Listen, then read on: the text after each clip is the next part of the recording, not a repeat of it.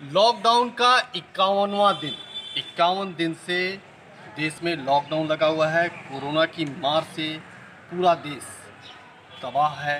लोग बीमार पड़ रहे हैं, लोग ठीक हो रहे हैं, लेकिन सरकार ने जो कुछ छूटें दी हैं, और इस स्थिति पर हम राजद के जिला प्रवक्ता रवि मस्करा से बात कर रहे हैं कि वो इन छूटों को और सरकार के द्वारा किए गए कार्यों को जनता के हित में किस रूप में देखते हैं। तो पहला सवाल रवि मस्करा जी से, कैसा देख रहे हैं अभी जो छूटें मिल रही हैं, उस विषय पर क्या कहना चाहेंगे? सबसे पहले तो जो सरकार ने यह लगभग 51 दिन से जो लॉकडाउन का लगाया है, यह पूरी तरह से फेल्योर है। हम लोगों की पार्टी शुरू से ही इस मुद्दे पर राजनीति नहीं करने का वादा कर चुकी है, परंतु स्थिति ऐसी आ गई है कि हमारे मजदूर, हमारे विद्यार्थी, हमारे भाई बहन, हमारे व्यापारीगण दिन ब दिन मारे जा रहे हैं। कोई ट्रेन से कट के औरंगाबाद में मारा जा रहा है, कोई लखनऊ में ट्रक से कट के मारा जा रहा है, कोई धूप में चलते चलते मारा जा रहा है, कोई भूख से मारा जा रहा है, कोई प्यास से मारा जा रहा है, और कुछ लोग भूखे मजदूरी नहीं करने के कारण, दुकान बंद होने के कारण मारे जा रहे हैं। ऐसी स्थिति में मैं राजनीति नहीं करना चाहता, परंतु सरकार टोटल सिस्टम फेल्यूर यह लॉकडाउन का कारण है।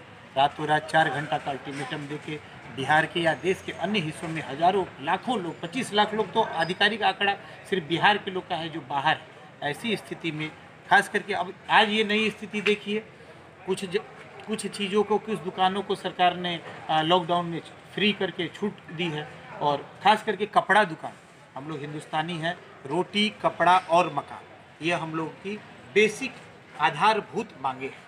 तो सरकार रोटी दे रही है, कहा दाल देंगे, दाल आज तक 50 दिन में किसी को नहीं मिला।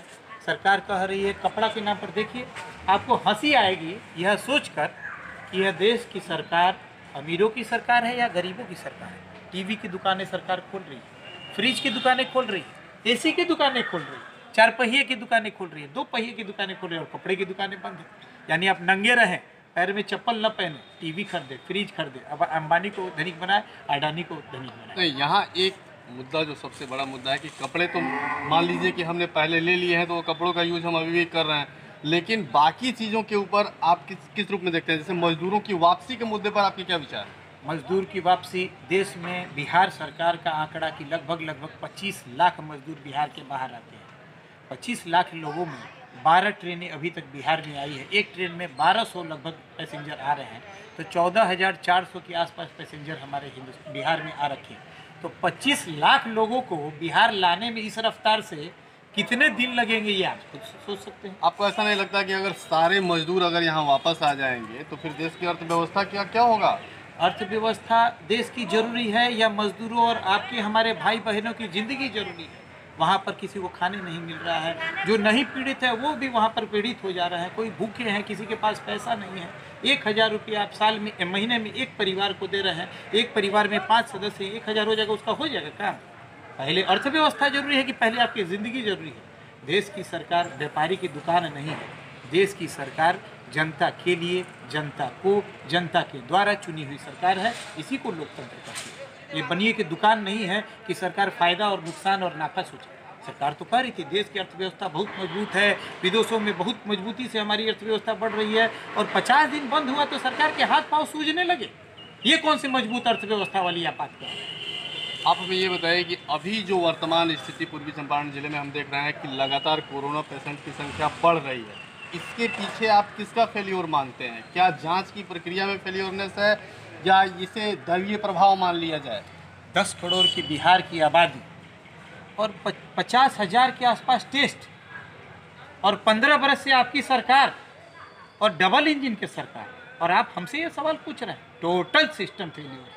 न यहाँ पर इलाज की व्यवस्था है, न यहाँ टेस्ट की व्यवस्था है, न यहाँ अस्पताल की व्यवस्था है। क्वारंटाइन की स्थिति तो बहुत ही दयनीय है। आप देख के सुनिए, हंसी लगेगी आपको।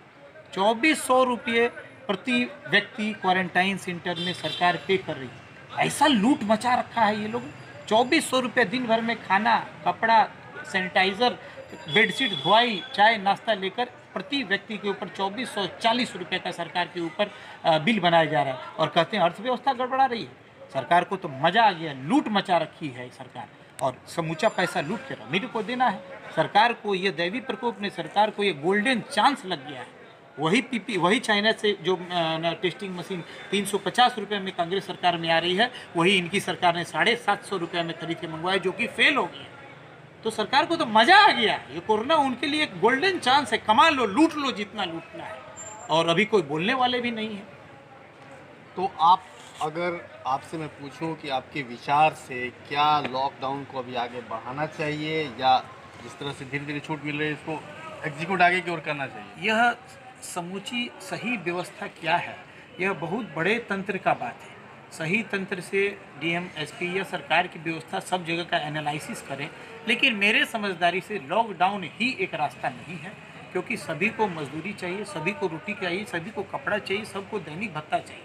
अगर लॉकडाउन, जिस दिन आप सोचिए, जिस दिन देश में 10, 20, 50, 100 मरीज थे, उस दिन सरकार ने हार्डली लॉकडाउन लगाया, और माननीय प्रधानमंत्री जी ने कहा 21 दिन का लॉकडाउन लगाया। आज 51 दिन हो गया और डेली 4000, कल आपको 4000 पेशेंट देश में पड़े हैं और आप छूट दे रहा है। ये तो हंसी वाली बात जैसे नहीं लगा, नहीं कि सरकार आपके साथ कुछ मजाक कर रही है। जिस दिन 4 पेशेंट थे उस दिन लॉकडाउन, और जिस दिन 4000 पेशेंट हो गए उस दिन कह दिया कि छोड़ दिए।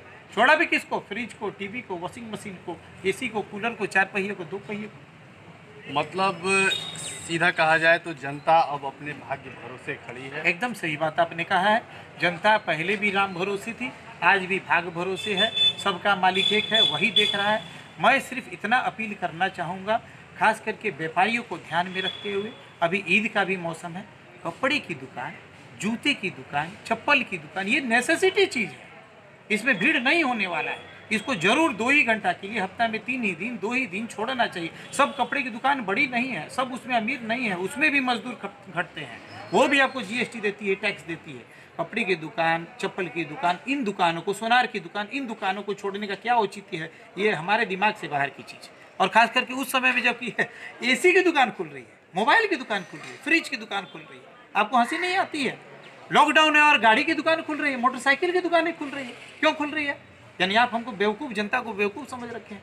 और विपक्ष को यह कहकर चुप रहने का मौका कह दिया गया है कि विपक्ष कुछ न करे, इस मुद्दे पर राजनीति न करे, नहीं तो देश का एकजुट होने का समय है। विपक्ष के मुंह पर ताला लगाने का ये लोग काम कर रहे हैं।